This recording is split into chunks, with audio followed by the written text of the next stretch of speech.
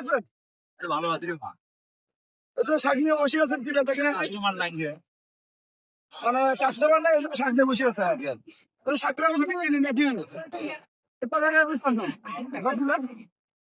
এটা দুজন মারে নেক্সট কথা বাবা কথা বলো। দেখা যাচ্ছে এখানে আসছো। আপনি তো আমি মতো শাক নিলাম। ঠিক আছে চাচা শোনেন, আমি তো শাকগুলো নিচে আমাদের বাড়ি দিকে আমি তো শাকগুলো রাখতে দেবো না। যে আপনার হাটকে এখানে অনেক চাষা ভাই আছে তাদের হাতে দিয়ে দেন। এবার খাই নিবেন খান দাদি কোথাও তো দাদি কোথাও যাও দাদি যা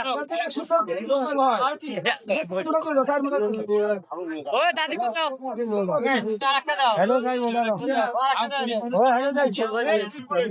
একটা দাও আপনার ভাই কাউকে ওই না না